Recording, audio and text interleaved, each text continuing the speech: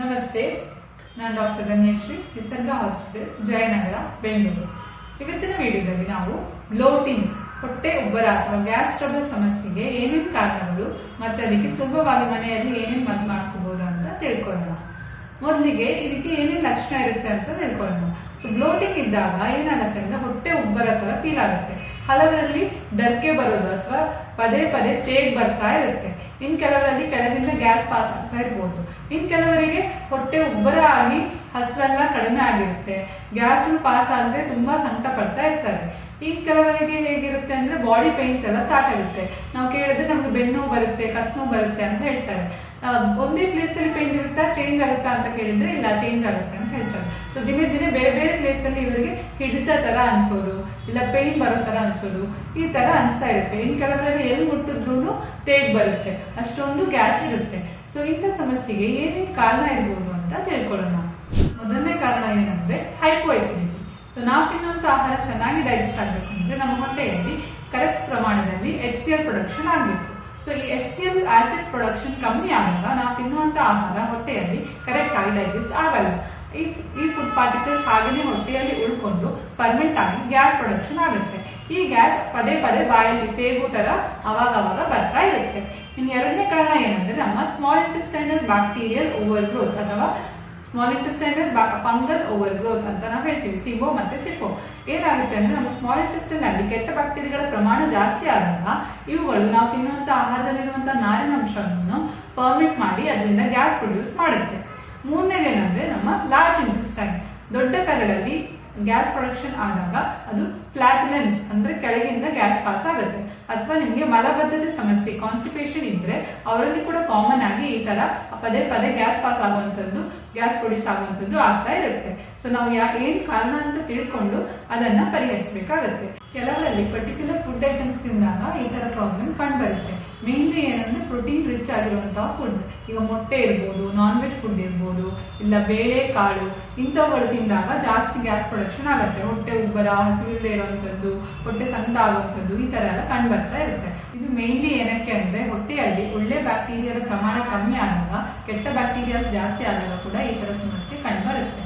So ಇಂಥ problems ಅಲ್ಲಿ ಮನೆಯಲ್ಲಿ ಸಿಂಪ್ಟಮ್ಯಾಟಿಕ್ ಆಗಿ ಹೇಗೆ ರಿಲೀಫ್ ತಗೋಬಹುದು ಅಂತ ನೋಡ್ಕೊಳ್ಳೋಣ. ಸೊ ಸಿಂಪಲ್ ಆಗಿ ಮನೆ ಮದ್ದು ಏನೇನ್ ಮಾಡೋದು ಅಂತ ತಿಳ್ಕೊಳ್ಳೋಣ. ಮೊದಲನೇದೇನಂದ್ರೆ ಜೀರಾ ವಾಟರ್. ಸೊ ಎಲ್ರಿಗೂ ಗೊತ್ತಿರುತ್ತೆ ಇದು ಕಾಮನ್ ಆಗಿ. ಸೊ ಜೀರಾ ಕಷಾಯ ಇದಕ್ಕೆ ಯಾವ ತರ ಮಾಡ್ಕೊಳ್ಳೋದು ಅಂತ ತಿಳ್ಕೊಳ್ಳೋಣ. ಮೊದಲಿಗೆ 1 ಸ್ಪೂನ್ ಜೀರಿಗೆ, 1 ಚಿಟಿಕೆ ಅಜ್ವೇನ್ ಅಂದ್ರೆ ಓಂ ಕಾಳು, ಮತ್ತೆ 2 ರಿಂದ 3 ಕಾಳು ಧನಿಯಾ ಅಥವಾ ಕೊತ್ತಂಬರಿ ಅಂತ ನಾವೇನು ಹೇಳ್ತೀವಿ, ಇದನ್ನ ತಗೋಬೇಕು. ಇದನ್ನ 1 ಲೋಟ ನೀರಲ್ಲಿ 2 ರಿಂದ 3 ನಿಮಿಷ ಕುದಿಸ್ಬೇಕು.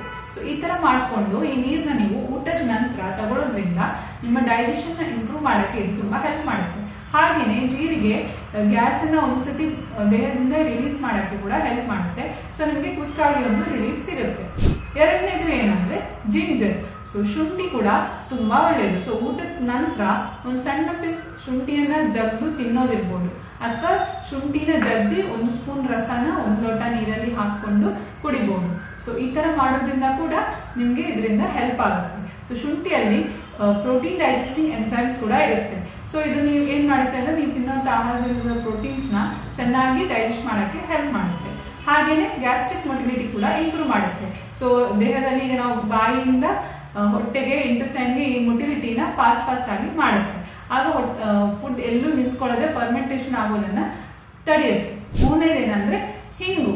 ಸೊ ಎಸಫಟಿಡಿಯಾ, ಹಿಂಗ್ ಅಂತ ನಾವೇನ್ ಹೇಳ್ತೀವಲ್ಲ, ಈ ಹಿಂಗನ್ನ ಈಗ ಮೇಣ ಇರೋದಂದ್ರೆ ಸ್ವಲ್ಪ ಹಿಂಗ್ ಮೇಣ ತಗೊಂಡು ತುಪ್ಪದಲ್ಲಿ ಸ್ವಲ್ಪ ಫ್ರೈ ಮಾಡಿ ಅದನ್ನ ನೀವು 1 ಲೋಟ ಮಜ್ಜಿಗೆಗೆ ಹಾಕೊಂಡು ಊಟದ ನಂತರ ತಗೋಬಹುದು. ಇಲ್ಲ ಹಿಂಗ್ ಪುಡಿಯನ್ನು ಕೂಡ ಮಜ್ಜಿಗೆಗೆ ಹಾಕೊಂಡು ತಗೋಬಹುದು. ಇದರಿಂದಾನು ಅಷ್ಟೇ ನಿಮ್ಗೆ ಇಮಿಡಿಯೇಟ್ ಆಗಿ ಗ್ಯಾಸ್ ರಿಲೀಸ್ ಆಗಿ ಸ್ವಲ್ಪ ರಿಲೀಫ್ ಸಿಗುತ್ತೆ. 4ನೇದೇನಂದ್ರೆ ಆಪಲ್ ಸೀಡರ್ ವಿನಿಗರ್. ಸೊ ಇದು ಎಲ್ರಿಗೆ ಹೆಲ್ಪ್ ಆಗಲ್ಲ, ಕೆಲವರಲ್ಲಿ ಬೆನಿಫಿಟ್ ಆಗ್ಬೋದು, ಕೆಲವರಲ್ಲಿ ಸ್ವಲ್ಪ ಎಗ್ರಿವೇಶನ್ ಕೂಡ ಆಗೋ ಚಾನ್ಸಸ್ ಇರುತ್ತೆ. ಸೊ ಇದೊಂದು ಟೆಸ್ಟ್ ತರ ಅಂತ ಅನ್ಕೋಬಹುದು. ಸೊ ಮೇನ್ಲಿ ಹೈಪೋ ಅಸಿಡಿಟಿ ಇರೋರಿಗೆ ಇದು ಹೆಲ್ಪ್ ಆಗುತ್ತೆ. ಸೊ 1 ಸ್ಪೂನ್ ಆಪಲ್ ಸೀಡರ್ ವಿನಿಗರ್ನ 1 ಲೋಟ ನೀರಲ್ಲಿ ಹಾಕೊಂಡು ಊಟಕ್ಕಿಂತ ಮುಂಚೆ ತಗೋಬೇಕು. ಸೊ ಇದನ್ನ ಕುಡಿದ ನಂತರ ಇಮಿಡಿಯೇಟ್ ಆಗಿ ನೀವು ಪ್ರೋಟೀನ್ ರಿಚ್ ಆಗಿರುವಂತಹ ಯಾವ್ದಾದ್ರು ಆಹಾರವನ್ನ ತಗೋಬೇಕು. ಈಗ ಮೊಟ್ಟೆ ಇರ್ಬೋದು, ಇಲ್ಲ ಬೇಳೆ ಕಾಳು, ಇಂತಹ ಆಹಾರವನ್ನ ಊಟ ಮಾಡಬೇಕು. ಇದು ಮಾಡಿದ ನಂತರ ನಿಮ್ಗೆ ಕಂಫರ್ಟೇಬಲ್ ಅನಿಸ್ತಾ ಇದೆ, ಈ ತರ ಹೊಟ್ಟೆ ಉಬ್ಬರ ಏನೋ ಬರ್ತಾ ಇಲ್ಲ ಅಂತಂದ್ರೆ ನೀವು ಇದನ್ನ ಕಂಟಿನ್ಯೂ ಮಾಡ್ಕೋಬಹುದು. So so apple cider vinegar ಏನ್ ಮಾಡುತ್ತೆ ಅಂದ್ರೆ ನಿಮ್ಮ ಹೊಟ್ಟೆಯಲ್ಲಿ ಆಸಿಡ್ ನ ಜಾಸ್ತಿ ಪ್ರೊಡ್ಯೂಸ್ ಮಾಡುತ್ತೆ, ಅದೊಂದು ಆಸಿಡ್. ಸೊ ಏನ್ ಮಾಡುತ್ತೆ, ನಿಮ್ಗೆ ಇನ್ ಕೇಸ್ ಹೈಪೋಸಿಡಿಟಿ ಇರೋದಂತಂದ್ರೆ ನಿಮ್ಮ ಡೈಜೆಷನ್ ನ ಇಂಪ್ರೂವ್ ಮಾಡೋಕ್ಕೆ ಹೆಲ್ಪ್ ಮಾಡುತ್ತೆ. ಐದನೇದು ಏನಂದ್ರೆ ಈರುಳ್ಳಿ ಮತ್ತೆ ಬೆಳ್ಳುಳ್ಳಿ. ಸೊ ಒಂದು ಅರ್ಧ ಈರುಳ್ಳಿ ಮತ್ತೊಂದು 2-3 ಹೆಸರು ಬೆಳ್ಳುಳ್ಳಿನ ಚೆನ್ನಾಗಿ ಜಜ್ಜಿ ಈ ರಸವನ್ನ ಮಜ್ಜಿಗೆಗೆ ಹಾಕೊಂಡು ಊಟದ ನಂತರ ತಗೋಬಹುದು. ಇದನ್ನು ಅಷ್ಟೇ ಎಲ್ಲರಿಗೆ ಚೆನ್ನಾಗಿ ಅನ್ಸ್ಬೇಕು ಅಂತಿಲ್ಲ, ಕೆಲವರಿಗೆ ಇದು ಸೂಟ್ ಆಗದೆ ಕೂಡ ಇರ್ಬೋದು. ನೀವು ಟ್ರೈ ಮಾಡಿ ನೋಡಿದಾಗ ನಿಮ್ಗೆ ಗೊತ್ತಾಗುತ್ತೆ. ನಿಮ್ಗೆ ಇನ್ ಕೇಸ್ ಏನಾದ್ರು ಜಾಸ್ತಿ ಆಗ್ತಾ ಇದೆ ಅಂತ ಅನ್ಸಿದ್ರೆ ಇದನ್ನ ನಿಲ್ಲಿಸಿ, ರಿಲೀಫ್ ಆಗ್ತಾ ಇದೆ ಅಂತಂದ್ರೆ ಕಂಟಿನ್ಯೂ ಮಾಡಬಹುದು. ಆರನೇದು ಏನಂದ್ರೆ ತ್ರಿಫಲ ಪೌಡರ್ ಅಥವಾ ಹರಿತಕಿ ಪೌಡರ್ ಕೂಡ ಯೂಸ್ ಮಾಡಬಹುದು. ಸೊ ಇನ್ ಕೇಸ್ ನಿಮ್ಗೆ ಮಲಬದ್ಧತೆ ಕಾನ್ಸ್ಟಿಪೇಷನ್ ಸಮಸ್ಯೆ ಇದ್ರೆ, ಅದರಿಂದಾಗಿ ಈ ತರ ಗ್ಯಾಸ್ ಪ್ರೊಡಕ್ಷನ್ ಆಗ್ತಾ ಇದೆ ಅಂದ್ರೆ ಕಾನ್ಸ್ಟಿಪೇಷನ್ ನಿವಾರಿಸಕ್ಕೋಸ್ಕರ ನೀವು ಒಂದು ತ್ರಿಫಲ ಪೌಡರ್ ನಿಮ್ಗೆ ಆಯುರ್ವೇದ ಶಾಪ್ಸ್ ಎಲ್ಲ ಸಿಗುತ್ತೆ. ಸೊ ಒಂದು ಅರ್ಧದಿಂದ 1 ಸ್ಪೂನ್ ಅಷ್ಟು ತ್ರಿಫಲ ಪೌಡರ್ ನ 1 ಲೋಟ ನೀರಲ್ಲಿ ಹಾಕೊಂಡು ರಾತ್ರಿ ಕುಡಿಬೇಕು. ಇದು ಆಗಲ್ಲ ಅಂತಂದ್ರೆ ಹರಿತಕಿ ಪೌಡರ್ನು ಆಗುತ್ತೆ. ಇದನ್ನ ಕೂಡ 1 ಸ್ಪೂನ್ ಪೌಡರ್ ನ 1 ಲೋಟ ನೀರಲ್ಲಿ ಹಾಕೊಂಡು ರಾತ್ರಿ ತಗೊಳ್ಳೋದ್ರಿಂದ ನೆಕ್ಸ್ಟ್ ಡೇ ನಿಮ್ಗೆ ಮೋಷನ್ ಕ್ಲಿಯರ್ ಆಗುತ್ತೆ. ಸೊ ಮೋಷನ್ ಕ್ಲಿಯರ್ ಆದಾಗ ಆಟೋಮ್ಯಾಟಿಕ್ ಆಗಿ ನಿಮ್ಮ ಲಾರ್ಜ್ ಇಂಟೆಸ್ಟೈನ್ ದೊಡ್ಡ ಕರಡಿನಲ್ಲಿ ಗ್ಯಾಸ್ ಪ್ರೊಡಕ್ಷನ್ ಕೂಡ ಕಡಿಮೆ ಆಗುತ್ತೆ. ಸೊ ಈ ತರನು ಮಾಡ್ಕೋಬಹುದು. ಸೊ ಈಗ ನಾನು ಹೇಳಿದ್ದೆಲ್ಲಾನು ನಿಮ್ಮ ಸಿಂಪ್ಟಮ್ಯಾಟಿಕ್ ರಿಲೀಫ್ ಆಗಿ ಇರುವಂತಹ ಮನೆಮದ್ದುಗಳು ಮಾತ್ರ. ಈ ತರ ನಿಮ್ಗೆ ತುಂಬಾ ಸಮಯದಿಂದ ಆಗ್ತಾ ಇದೆ, ಕಂಟಿನ್ಯೂಸ್ ಆಗಿ ಆಗ್ತಾ ಇದೆ ಅಂತ ಅಂದ್ರೆ ಒಂದ್ಸತಿ ನೀವು ಡಾಕ್ಟರ್ಸ್ ನ ತೋರಿಸ್ಕೊಂಡು ಕರೆಕ್ಟ್ ಆಗಿ ಅದರ ರೂಟ್ ಕಾಸ್ ಏನಿದೆ ಅಂತ ತಿಳ್ಕೊಂಡು ಅದಕ್ಕೆ ಮೆಡಿಸಿನ್ ನ ತಗೊಳ್ಳೋದು ಒಳ್ಳೆಯದು.